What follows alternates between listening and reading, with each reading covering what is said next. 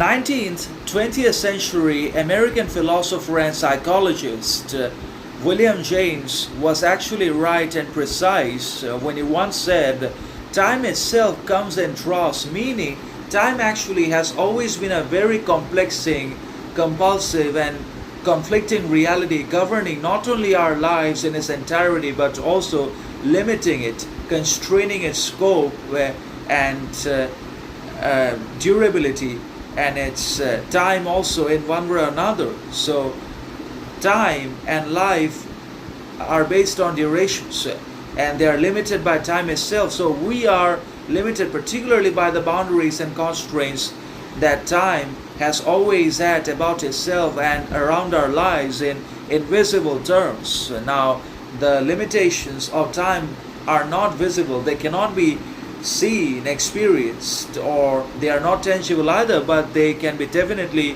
realized as time passes by and as we lose ourselves, as we fade in our character, morality, integrity, relationships, maturity, sovereignty, etc. So time not only elevates, promotes, or uplifts us out of ignorance, sufferings, sadness, sorrow, misfortune, desperation, frustration, and alleviates our psychological torment, emotional conflict, and mental upheavals, but it also takes our vigor away. It sometimes plunges and sinks us into the holes of desperation, frustration, and suffering.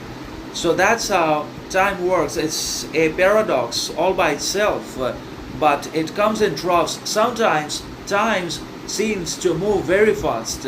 It seems to move faster than it should in the times of particularly happiness, prosperity, success, growth, learning, relationships, etc. And when we are confronted with, or when we are surrounded by adversity, difficult times, moments, or when we are directly in the midst of acute suffering, tragedy, and trauma, then time seems to move slower than it should.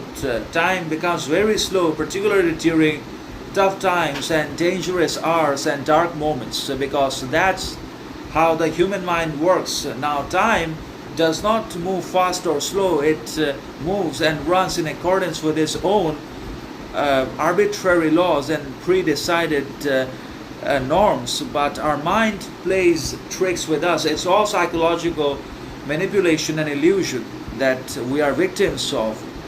Sometimes we don't want to accept suffering, and that's why we complain, and sometimes our happiness passes by because